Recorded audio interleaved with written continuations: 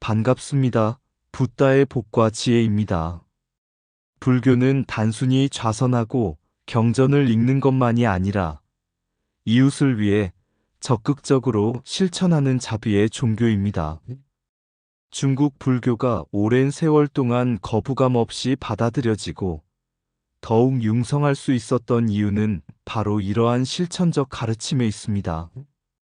우리의 삶 속에서 불교는 따뜻한 보살핌과 나눔을 실현하며 극빈자를 돕고 독거노인을 보살피고 공동체를 위해 헌신하는 모습으로 자리 잡아왔습니다. 이는 부처님께서 우리에게 전하신 자비와 보시의 길 함께 살아가는 삶을 그대로 실천하는 것입니다.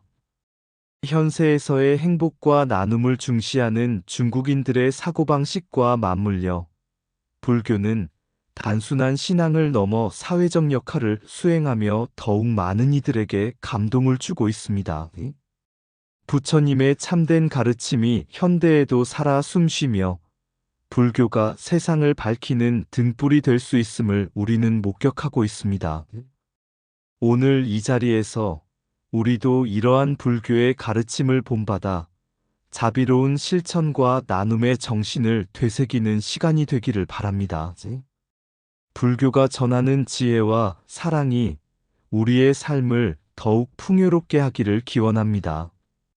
자, 그럼 불교가 적극적으로 이웃을 위해서 뛰어다니는 이런 종교구나. 그 여정을 함께 해볼까요? 옛날 중국 당나라 시절 한 작은 마을에 해공 스님이 계셨다.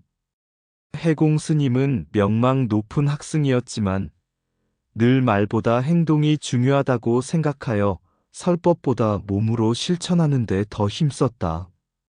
어느 날 마을에 큰 홍수가 나서 집이 무너지고 많은 이들이 삶의 터전을 잃었다. 사람들은 사찰로 몰려와 도움을 요청했고 해공 스님은 망설임 없이 문을 열어 그들을 맞아들였다. 사찰의 쌀독을 열어 굶주린 이들에게 밥을 나누어 주고 신도들과 함께 부서진 집을 수리하는 데 앞장섰다. 스님은 직접 삽을 들고 진흙을 퍼나르며 어린아이들에게는 따뜻한 옷을 입혀주었다. 이를 본 한 유학자가 스님에게 물었다. 스님께서는 돌을 닦아 해탈을 추구하셔야 할 텐데 왜 이렇게 세속적인 일에 매달리십니까? 그러자 해공 스님은 빙그레 웃으며 말했다. 부처님께서는 중생이 곧 부처다라고 하셨습니다. 중생이 고통받고 있는데 어찌 홀로 깨달음을 구할 수 있겠습니까? 한 그릇에 밥을 나누고 한 채의 집을 세워주는 것, 이것이야말로 부처님 가르침의 참뜻입니다. 그 말을 들은 유학자는 크게 깨닫고 이후 불교를 더욱 깊이 공부하며 자비행을 실천하게 되었다. 이러한 해공 스님의 이야기는 현대 중국에서도 되풀이되고 있다. 많은 사찰이 가난한 이들을 돕고 독거노인을 보살피며 지역사회를 위해 봉사하고 있다. 이 모습을 본 사람들은 불교는 그저 좌선과 경전만 읽는 종교가 아니라 현실에서 진정한 도움을 주는 종교구나 하고 느끼게 된다. 이처럼 불교는 단순한 신앙을 넘어 자비를 실천하고 사람들에게 희망을 주는 종교다. 해공 스님이 몸소 보여준 것처럼 불교는 적극적으로 이웃을 위해 뛰어다니는 종교이며 바로 그 점이 오늘날 불교가 융성하는 이유이기도 하다. 옛날 중국 당나라 때 한 작은 마을에 운광 스님이 있었다.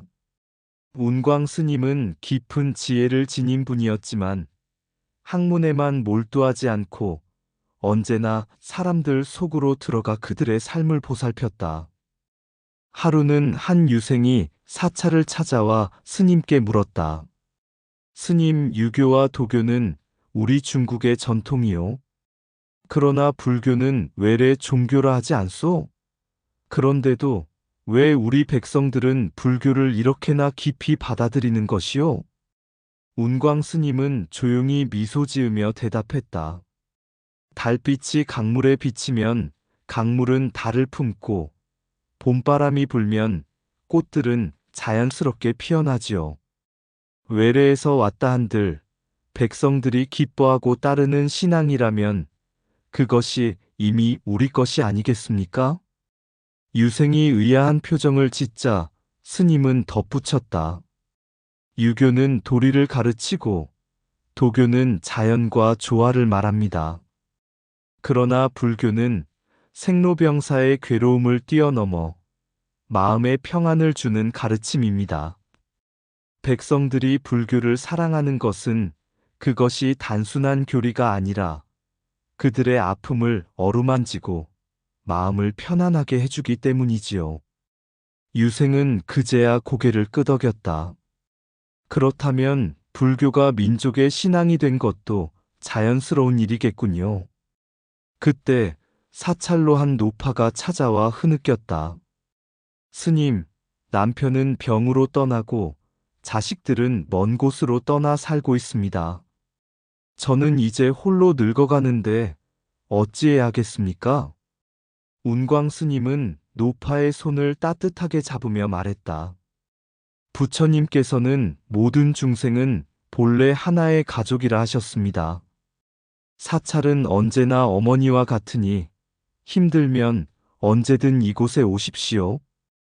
혼자가 아닙니다.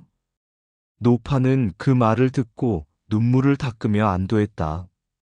이후 노파는 자주 사찰을 찾아와 기도를 드리고 함께하는 신도들과 친교를 나누며 외로움을 극복했다. 이 모습을 본 마을 사람들은 말했다. 불교는 단순한 종교가 아니라 우리를 안아주는 품과 같구나. 그러니 우리가 거부할 이유가 무엇이겠는가? 그 후 몇 년이 지나 마을에 가뭄이 들었고 많은 사람들이 식량을 구하지 못해 어려움을 겪었다. 운광 스님은 사찰의 곳간을 열어 굶주린 자들에게 음식을 나누어 주었고 신도들과 함께 우물을 파서 마을에 물을 공급했다. 이 모습을 본 관리가 찾아와 물었다. 스님, 사찰의 재산을 백성들에게 나누어 주는 것이 옳은 일입니까? 운광 스님은 미소 지으며 말했다.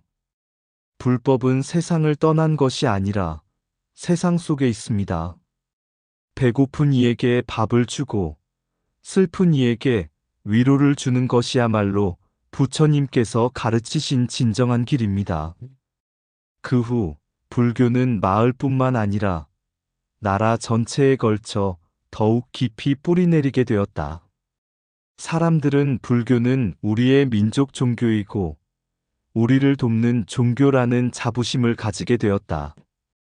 이처럼 불교는 단순한 철학이나 외래 사상이 아니라 중국인들에게 민족의 종교로 자리 잡으며 마음의 평안과 현실적인 도움을 주는 신앙이 되었다. 그것이야말로 불교가 중국에서 거부감 없이 받아들여지고 오늘날까지도 번성하는 가장 큰 이유이다. 달빛이 강물에 비치면 강물은 달을 품는다. 진리는 어느 곳에서나 받아들여질 뿐이다. 마음의 평안을 구하는 자에게 불법은 고향과 같고 자비는 그 집의 문이 된다. 유교는 도리를 말하고 도교는 자연을 말하나 불교는 고통 속에서 길을 찾는 이들을 위한다. 배고픈 자에게 밥을 주고 슬픈 자에게 위로를 주는 것이야말로 부처님의 가르침이다. 불법은 멀리 있지 않다. 중생이 괴로움을 느끼는 곳마다 부처의 자비가 머문다. 사찰은 단순한 건물이 아니다. 그것은 모든 방황하는 영혼들을 품는 어머니의 품이다. 불교는 인간을 속박하는 것이 아니라 스스로 자유롭게 하는 길을 열어준다. 모든 중생은 본래 하나의 가족이니 타인의 고통을 외면하지 말라. 불교는 믿음을 강요하지 않는다. 다만 진리를 깨닫는 길을 가리킬 뿐이다. 세상의 모든 물은 강을 지나 바다에 이르듯 모든 길은 결국 자비와 지혜로 흐른다. 외로운 자에게 손을 내미는 것이 곧 부처의 가르침을 따르는 것이다. 불법을 외우는 것보다 실천하는 것이 중요하니 자비를 행하면 그 자체가 경전이 된다. 몸을 깨끗이 씻는 것보다 마음을 맑게 하는 것이 먼저다. 진리는 다툼 속에서 자라는 것이 아니라 이해 속에서 꽃을 피운다. 부처의 가르침은 단순히 사상을 전하는 것이 아니라 세상을 비추는 등불이 되는 것이다. 옛날 중국의 어느 마을에 보타사라는 작은 사찰이 있었다. 이 사찰은 크지도 화려하지도 않았지만 언제나 마을 사람들에게 열려 있었다. 절을 지키는 현진 스님은 늘 이렇게 말했다. 부처님은 중생을 위해 법을 설하셨고 중생의 괴로움을 덜어주는 것이야말로 참된 수행이다. 어느 날 사찰을 찾은 한 노파가 흐느끼며 말했다. 스님, 제 손자가 부모를 잃고 혼자 남았습니다. 저는 늙고 병들어 손자에게 먹을 것 하나 해줄 힘이 없습니다. 현진 스님은 노파의 손을 잡으며 다정하게 말했다. 부처님의 가르침은 고통받는 이를 돕는 것. 마을의 아이들은 곧 우리의 아이들이니 걱정하지 마십시오. 그날부터 사찰에서는 노파의 손자를 비롯해 부모 없는 아이들을 보살피기 시작했다. 마을 사람들이 이 소식을 듣고 함께 나섰다. 장사를 하는 이는 곡식을, 목수는 작은 책상을, 글을 아는 이는 아이들에게 글을 가르쳤다. 사찰은 단순한 수행의 공간이 아니라 가장 가난한 자들에게 희망을 주는 집이 되었다. 또한 마을에는 홀로 사는 노인들이 많았다. 그들은 몸이 불편해 밥을 해먹기도 어려웠고 집이 낡아 비바람을 맞기도 힘들었다. 이를 본 스님들은 직접 지붕을 수리하고 음식을 마련해 나누어 주었다. 어느 날 한 노인이 눈물을 흘리며 말했다. 나는 늙고 병들어 아무도 나를 찾지 않을 줄 알았는데 부처님의 자비가 내 집까지 찾아왔구려. 스님은 미소 지으며 대답했다. 부처님은 당신을 결코 외면하지 않으십니다. 자비심이 있는 곳에 곧 부처님이 계십니다. 자비는 곧 부처님의 길.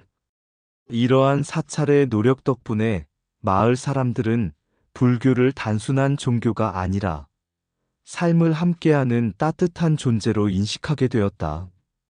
절을 다니지 않는 이들도 불교의 거부감을 느끼지 않았고 오히려 불교는 참으로 세상에 유익한 가르침이구나 하고 감탄했다. 마을 사람들은 점점 더 사찰의 활동에 동참했고 서로를 돕는 것이 곧 부처님의 길임을 깨닫게 되었다. 불교는 곧 실천이다. 어느 날 마을에서 장터가 열렸다. 그 자리에서 한 젊은이가 현진 스님께 물었다. 스님, 불교는 무엇입니까? 스님은 빙그레 웃으며 대답했다. 불교란 배고픈 자에게 밥이 되고 추운 자에게 옷이 되며 외로운 자에게 따뜻한 손길이 되는 것입니다. 그것이 곧 부처님의 참뜻입니다. 이 이야기가 전해진 후 마을 사람들은 불교를 더욱 가깝게 느꼈고 중국 불교는 세상을 밝히는 등불로서 더 깊이 뿌리내리게 되었다. 자비는 말이 아니라 행동에서 피어난다. 배고픈 자에게 밥이 되고 외로운 자에게 벗이 되어라. 불법은 먼 곳에 있지 않다.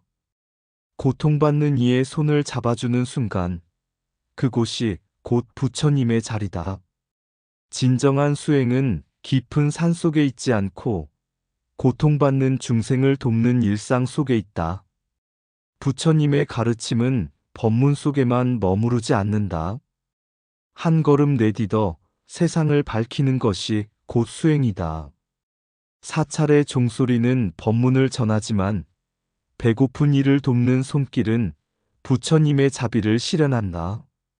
불교는 믿는 것이 아니라 실천하는 것이다. 자비의 실천이 곧 부처님을 따르는 길이다. 부처님은 단 한 사람도 외면하지 않으셨다. 그러니 우리도 외로운 이를 외면하지 말라. 가장 훌륭한 공양은 향기로운 음식이 아니라 도움이 필요한 이에게 내미는 따뜻한 손이다. 불법은 어두운 곳을 밝히는 등불이다. 가장 어두운 곳을 찾아가 그곳을 비추어라. 수행이란 스스로 깨닫는 것만이 아니다. 함께 나누고 돕는 것이 가장 큰 깨달음이다. 작은 연못에 물을 채우면 한 마리 물고기가 살지만 마을 전체의 우물을 채우면 모두가 생명을 이어간다. 부처님의 길은 홀로 가는 길이 아니라 모든 중생과 함께 걷는 길이다. 고통받는 자의 눈물을 닦아주는 손길이 곧 부처님의 손길이다. 어려운 이에게 내민 작은 도움 하나가 그에게는 일생의 희망이 될 수도 있다. 참된 불자는 법문을 듣는 사람이 아니라 법문을 실천하여 세상을 이롭게 하는 사람이다. 옛날 어느 마을에 자비로운 노승이 살고 있었다. 그는 마을 곳곳을 다니며 어려운 이들을 돕고 병든 자에게 약을 건네며 배고픈 자에게 밥을 지어주었다. 노승은 보시는 가진 자가 베푸는 것이 아니라 나누려는 마음에서 시작되는 것이다라고 가르쳤다. 이 마을에는 한 부자가 있었다. 그는 불법을 깊이 신뢰하지 않았지만 노승이 마을 사람들을 도와주는 모습을 보며 마음이 흔들렸다. 이 사람은 단순히 수행을 하는 것이 아니라 사람들에게 실제로 도움을 주고 있구나. 어느 날 큰 홍수가 마을을 덮쳤다. 가난한 이들은 집을 잃고 먹을 것이 없었으며 많은 노인들이 갈 곳을 잃었다. 그때 노승과 그의 제자들은 발 벗고 나서서 홍수로 무너진 집을 다시 세우고 마을 사람들에게 식량을 나누어 주었다. 그 모습을 본 부자는 감동하여 노승에게 물었다. 스님, 어째서 이토록 남을 돕는 일에 힘을 쓰십니까? 노승은 미소를 지으며 대답했다. 부처님께서는 중생이 괴로워할 때 가만히 앉아 계시지 않으셨소. 수행이란 홀로 깨닫는 것이 아니라 세상을 밝히는 것이요. 진정한 불법은 책 속에도 경전 속에도 있지 않소. 바로 고통받는 이들을 돕는 그 순간에 있는 것이요. 그 후 부자는 불교를 깊이 신뢰하게 되었고 마을 사람들 또한 사찰을 중심으로 서로 돕는 문화가 자리 잡았다. 시간이 흐르며 이 마을은 더욱 평화롭고 화목한 곳이 되었다. 이처럼 현대 중국에서 불교가 융성하는 것은 현세에서 이익을 얻고 그 이익을 나누는 것이야말로 불교의 보살 정신이라는 인식이 커졌기 때문이다. 단순한 기도가 아니라 실천하는 신앙, 단순한 믿음이 아니라 행동하는 자비가 불교를 더욱 빛나게 만들었다.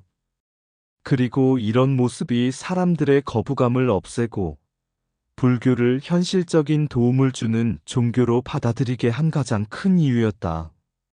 부처님께서도 이렇게 말씀하셨다. 한 사람이 등불을 켜면 그 빛은 모든 어둠을 밝힌다. 한 사람이 자비를 실천하면 그 덕은 모든 중생에게 미친다. 중국에서 불교의 미래는 바로 이와 같다. 불교가 더욱 성장하는 것은 더 많은 이들이 보시와 자비를 실천하기 때문이며 이것이 부처님이 남기신 참된 길이다. 불법은 먼 곳에 있지 않다. 배고픈 이에게 밥 한 그릇을 내미는 손길 속에 있다.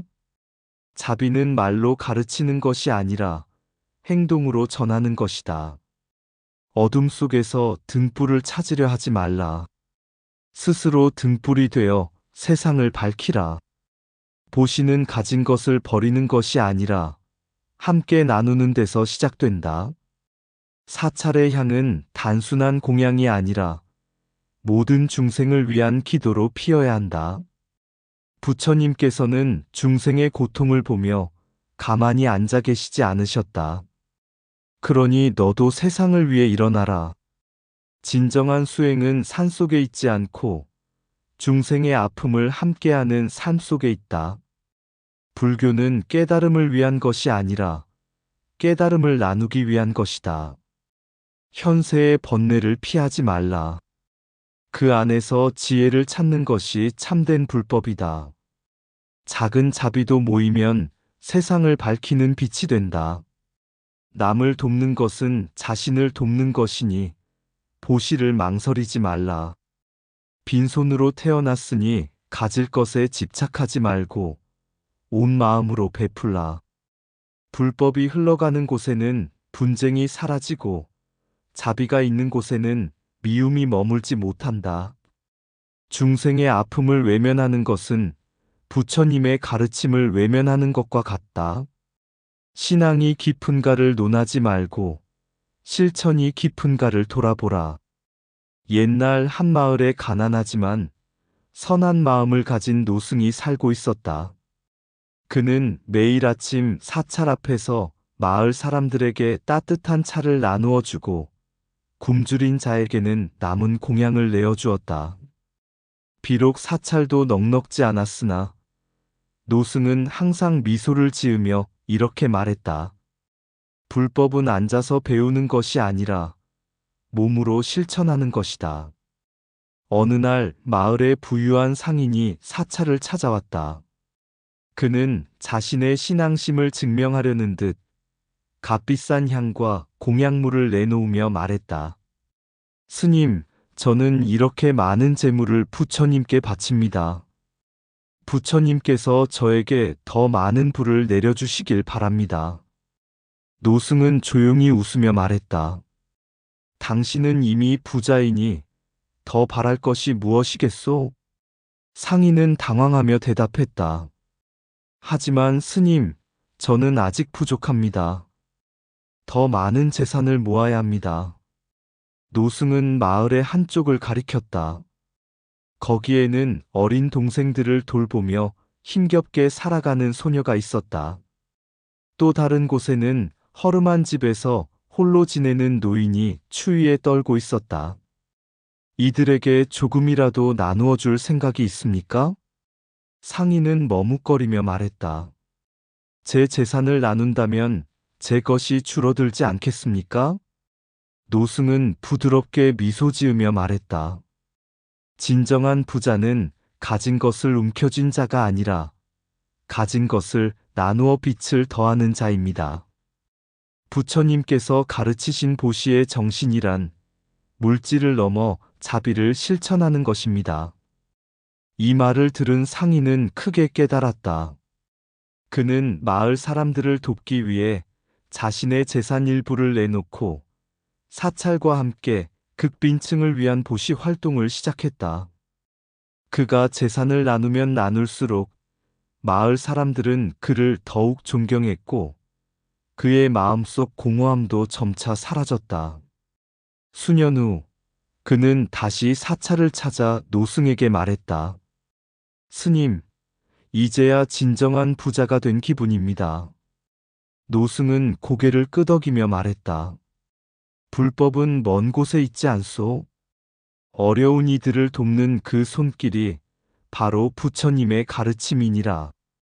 가난한 이에게 주는 따뜻한 밥 한 끼, 차가운 손을 잡고 말없이 건네는 온기. 그것이 부처님의 가르침, 세상에 퍼지는 사랑의 한 조각.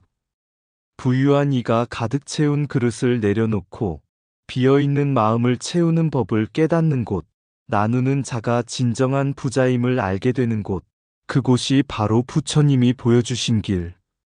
땅에 떨어진 꽃잎처럼 나누는 것이야말로 진정한 보시, 내게 주어진 것들을 남과 나누며 부처님의 가르침을 실천하는 길. 모든 존재는 서로 이어져 있음을, 한 사람의 기쁨이 모두의 기쁨이 됨을, 세상 모든 이가 함께 행복할 수 있도록 우리의 손길이 닿는 곳마다 빛을 비추리라. 부처님 참뜻의 진리는 단순히 앉아 묵상하는 것이 아니라 세상 속에서 실천하는 사랑임을, 오늘도 우리는 그 길을 걷고 있네. 이상 붓다의 복과 지혜였습니다. 오늘도 복지구족한 날 되세요. 구독과 좋아요는 붓다의 복과 지혜를 밝히는 큰 자비의 등불이 됩니다.